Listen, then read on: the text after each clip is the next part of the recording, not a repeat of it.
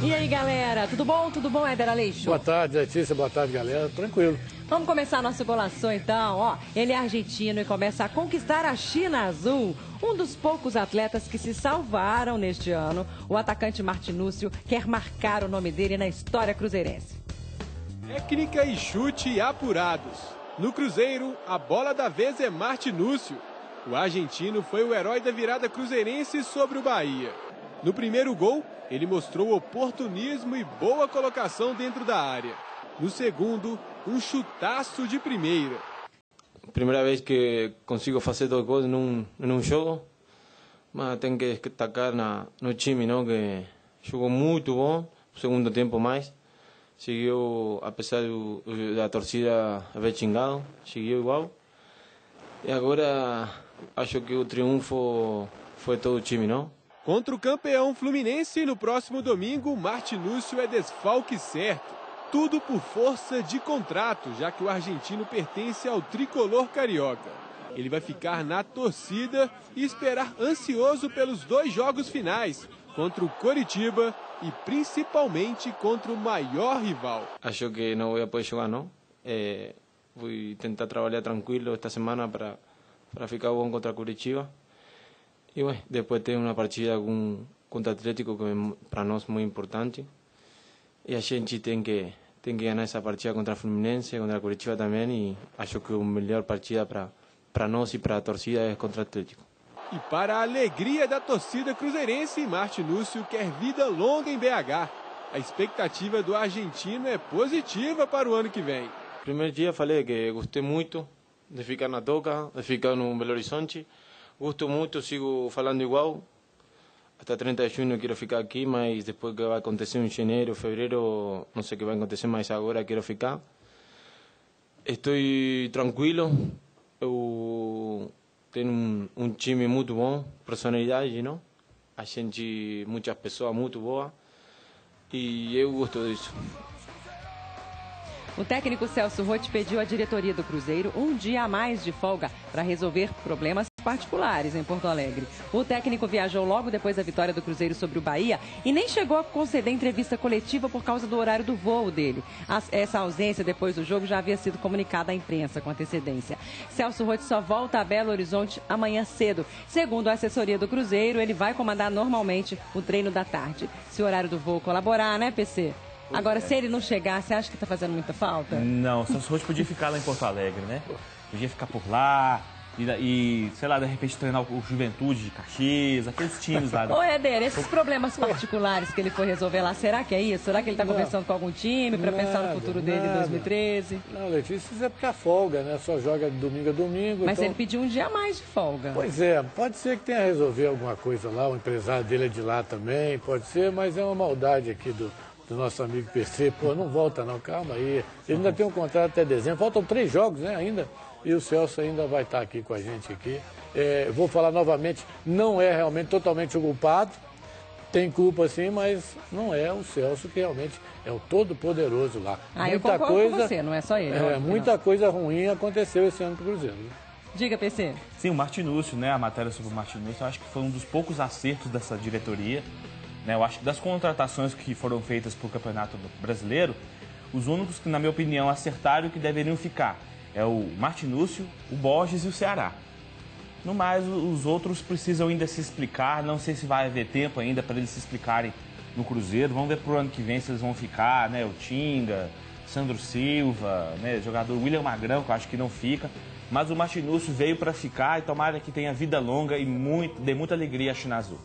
Torcida do Cruzeiro, por falar em 2013, o que tem que mudar para o ano que vem, hein? Participe do Golaçô, mande mensagem pelo seu celular. É só escrever a palavra Golaçô sem acento, o seu texto na mesma mensagem e enviar para 72250. As suas palavras vão aparecer aqui na telinha do Golaçô, manda logo. Participe também pelo Twitter, @GolaçôBand e pelo Facebook, Golaçô Oficial. Agora vamos falar do Atlético. 4 jogadores do Atlético foram convocados para a seleção brasileira que vai disputar no próximo dia 21 o segundo jogo do Desafio das Américas contra a Argentina. São eles os zagueiros Leonardo Silva e Hever, o lateral Marcos Rocha e o atacante Bernard. As novidades da seleção foram os goleiros Diego Cavalieri, ou melhor, o goleiro Diego Cavalieri e o atacante Fred, do campeão Fluminense. Agora ele entrou, né? E apesar da perda do título, nada de desânimo no Galo. Acabar em segundo lugar e conquistar a vaga direto na fase de grupos da Libertadores é o objetivo e os jogadores convocam a torcida para lotar o Independência no domingo. Empate contra o Vasco. O adeus ao sonho de conquistar o Brasileirão. E pior, o Atlético perdeu o segundo lugar para o Grêmio. Mas nada de desânimo no Galo.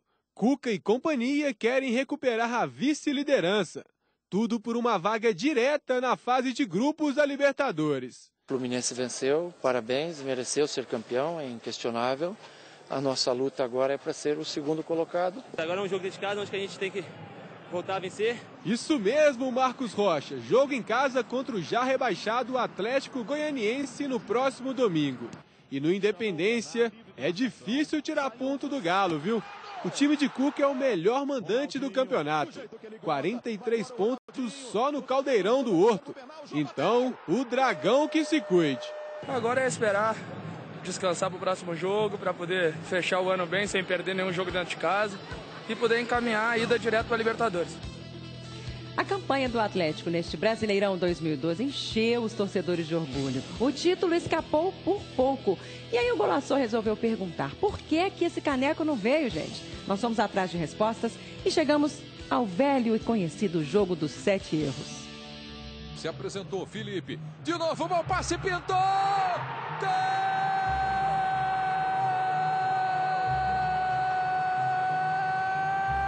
Gol do Vasco! Empata Alexandro!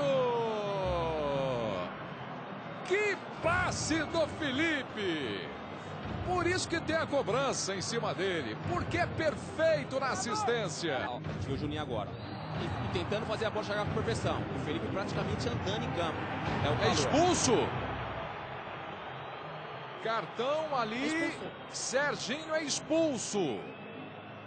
É expulso o jogador do Atlético. Erro número 1. Empate com o Bahia em pleno Independência. Erro número 2. Empate com Lanterna e Xará Goianiense no Serra Dourada. Erro número 3. Empate diante da Ponte Preta mais uma vez, em casa. Um time que quer ser campeão não pode se dar ao luxo de perder pontos em casa, principalmente para equipes que estão na parte de baixo da tabela. Em que pese o fato de algumas partidas terem tido erros de arbitragem, o Atlético não poderia jamais perder pontos para a Bahia e também Ponte Preta. São equipes que estão lá embaixo. E também para o Grêmio, que é um adversário direto na briga por uma vaga na fase de grupos da Copa Libertadores. Erro número 4. Ficar 12 partidas sem vencer fora de casa. O Fluminense fez uma belíssima campanha e ganhou, venceu. O que o Atlético não fez? Exatamente aquilo que o Fluminense fez. Não ganhou fora de casa, na mesma regularidade que ganhava no primeiro turno, e perdeu alguns jogos que são inexplicáveis. Erro número 5. Saída de Danilinho. Danilinho, acho que no primeiro turno foi uma das principais peças do Atlético, até certo ponto criticado pela torcida, que não tinha aquela característica que o atleticano conhece, de jogador mais agudo, de velocidade, de drible. Era um jogador muito mais tático e chegou no segundo turno, talvez um pouco mais marcado também pelos adversários. O Danilinho caiu de rendimento, tanto que alguns jogos ele foi para o banco de reservas por opção do Cuca e o substituto, que era o Guilherme, não dava o mesmo padrão. Erro número 6. Reservas que não renderam o esperado. O Atlético ele tem um bom time titular, mas quando ele carece de algum jogador que, para mudar o panorama de um jogo, eu acho que esse foi o diferencial do Fluminense, principalmente no segundo turno da competição. E erro número 7. Polemizar ou deixar-se abater por atitudes da CBF, como o cancelamento da partida contra o Flamengo no turno. E, claro, os erros de arbitragem. É um exagero colocar para cima da arbitragem toda a responsabilidade do Atlético ter perdido o título, porque em várias ocasiões o Atlético teve o jogo na mão para fazer os gols e não conseguia, porque os atacantes, os homens de finalização, perdiam as oportunidades. Então não dá para dizer que a arbitragem é o grande vilão do Atlético nessa perda do título do Brasileiro. Wellington, Ibson. Bola mais atrás, Renato veio, bateu! Gol!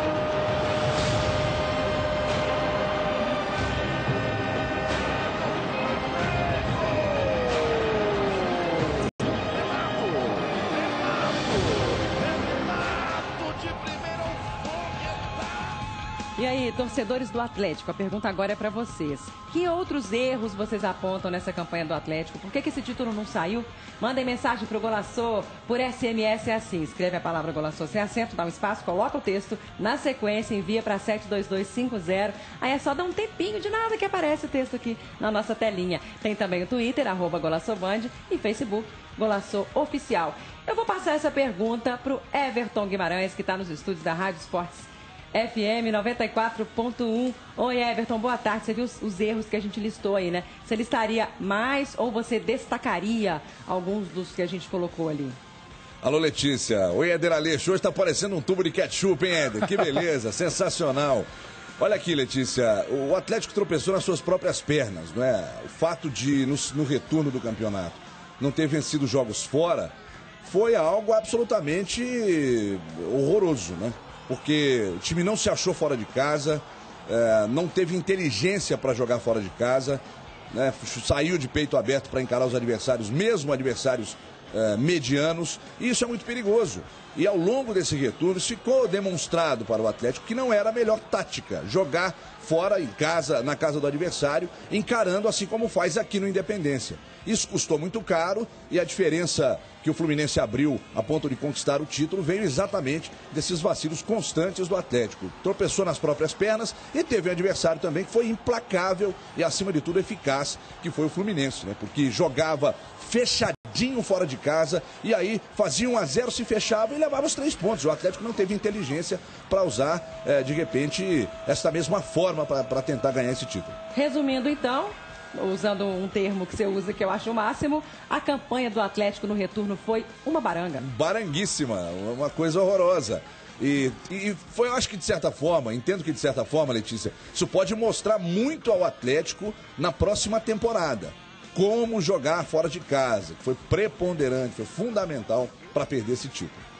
Concorda com ele, Éder? Olha, é claro que você não vai concordar com a parte que ele disse que você parece um tubo de ketchup hoje. Esse Everton é uma baranga, né? Vamos dizer assim, né? O que ele gosta de falar, né? O baranga. Mas um abraço pro Everton. Grande Éder. É o seguinte, o Atlético realmente no primeiro turno foi totalmente diferente, né? O Atlético faltou para mim, não que seja um elenco limitado. O time do Atlético é muito bom. O time os 11 que vinham entrando dentro do campo eram muito bons, mas o Atlético pecou quando ele liberou o centroavante André, porque o Atlético precisou desse centroavante.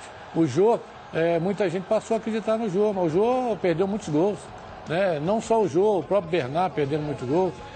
Eu acho que isso aí também foi um fator que fez com que o Atlético não pudesse fazer um segundo turno melhor. Eu acho que o time poderia ter mais qualidade, poderia ter jogadores mais à disposição do Cuca para mexer numa partida. O Atlético não teve esse jogador do lado de fora.